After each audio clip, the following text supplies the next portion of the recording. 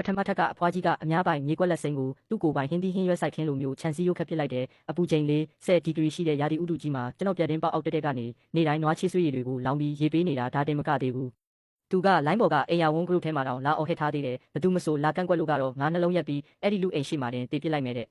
တတိုင်းလုံးကလူတွေကတော့တစ်ချက်တောင်မဟုတ်ဝင်ကြဘူးဒါပေမဲ့ကျွန်တော်ကတော့ဒီလိုအရှက်မရှိတဲ့အဖွားကြီးကိုအလိုလိုက်မနေနိုင်ဘူးတဘာဝတရားရဲ့လက်ဆောင်တွေကိုဒီလောက်တောင်ကြိုက်နေမှတော့ညာရင်းချင်းမင်းရဲ့ကြက်တုံမြင့်ခင်းကြီးပြောင်းတလင်းခါသွားအောင်လက္ခဏာမကောင်းတဲ့အကောင်တွေကိုလွှတ်ပေးရမှာပေါ့ဘာကျွန်တော်ကိုစိတ်အနှောက်အယှက်ဖြစ်အောင်ပစုံငါးပြီးပုတ်တွေချိတ်ထားတယ်ဟုတ်လားဒါဆိုရင်လေကျွန်တော်ကငှက်စာကျွေးတဲ့ခွက်ချိတ်ပြီးလေချောင်းလိုင်းကိုစိုးမိုးပြတာပေါ့မင်းကာကွယ်ရေးတန်ဆူကျိုးတွေဂဟေစော်ထားတဲ့နေရာကိုငှက်ပေါင်းထောင်တောင်းချီရဲ့အီမိုးတွေရွာချပေးလိုက်မယ်ပြီးတော့တန်လိုတန်စားတွေအလကားလာယူနိုင်သည်ဆိုပြီးကြော်ညာစာကတ်လိုက်တာအဖွားကြီးနဲ့သူ့အပေါင်းပါတွေကတန်စကားကအစတစွန်းတဆမှမကြံအောင်အကုန်လုံးမသွားကြလေရဲ့နောက်ဆုံးကြတော့ကြောင်ကက်တီပါပင်ခန်းနဲ့မုံတွေကိုဖြန့်ပစ်လိုက်ပြီးတမျိုးလုံးကလေလွင့်ကြောင်တက်ဖွဲ့ကြီးကိုဆင့်ခေါ်လိုက်တဲ့အဲ့ဒီမင်္ဂလာရှိတဲ့ဆက်ခင်းကြီးကိုကျဲငါးပွင့်အဆင့်ရှိတဲ့လေဟာပြင်အများသုံးအင်္ဂါကြီးအဖြစ်ပြောင်းလဲပစ်လိုက်တာပေါ့ပိတ်ရက်လဲရောက်ရောကျွန်တော်တို့တိုက်ရဲ့အိမ်ပိုင်ရှင်များ group ထဲမှာ message တွေယူမတက်တစ်ဖြက်ဖြက်တက်လာတော့တာပဲပထမထပ်မှာနေတဲ့အဖွားဆုံးမရှန်ကစက္ကန့်60တန်အတန်ဖိုင် voice message 5ခုစက်တိုက်ပို့လာတယ်အဲ့ဒါပြီးတာနဲ့ချက်ချင်းပဲပထမထပ်တဘာဝဆိုင်ခင်ထိန်းသိမ်းရေးစီးမြင့်ဆိုတာကြီးကိုထုတ်ပြန်တော့တာပဲနိုင်ငံတော်ရဲ့စိမ့်လန်းဆိုပြီးရေးတိုက်တွန်းချက်ကိုအထောက်အကူပြုဖို့အတွက်ပထမထပ်သတင်းပေါက်အပြင်ဘက်ကပြစ်ထားတဲ့မြေကွက်လက်ကိုကျမပြုပြင်လိုက်ပါတယ်လုံးဝတဘာဝအတိုင်းဖြစ်တဲ့ချက်တုံမြိတ်နဲ့နန်းနန်းပင်အနှဲငယ်စိုက်ပျိုးထားပါတယ်ပြိုးပင်တွေတမထွားချိုင်းစေဖို့အတွက်စီကန်းချက်တစ်ခုထုတ်ပြန်လိုက်ပါတယ်အားလုံးပဲလိုက်နာပေးကြပါပထမအချက်မနက်တိုင်းနဲ့ညနေတိုင်းမှာအိမ်လုတ်တဘာဝအည်မြေဩဇာတွေကိုလောင်းပါမယ်အဲ့ဒီအနံကတဘာဝတရားရဲ့လက်ဆက်မှုပဲဖြစ်ပါတယ်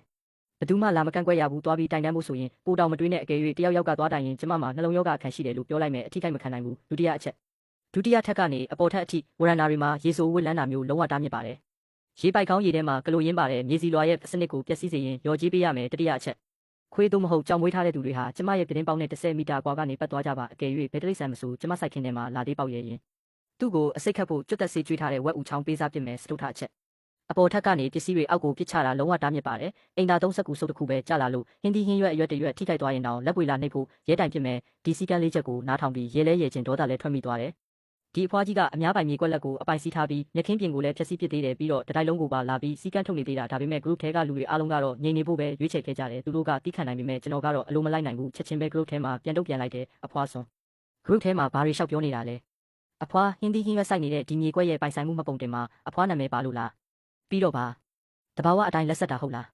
မင်းညကအချင်းဖောက်ထားတဲ့ရေပုံးနှံကြီးဖြစ်နေတာကိုအဖွားအတွက်စက်မှုစုံ3လေစုပ်ဆက်တစ်လုံးလောက်ဝယ်ပေးရမလားကဲ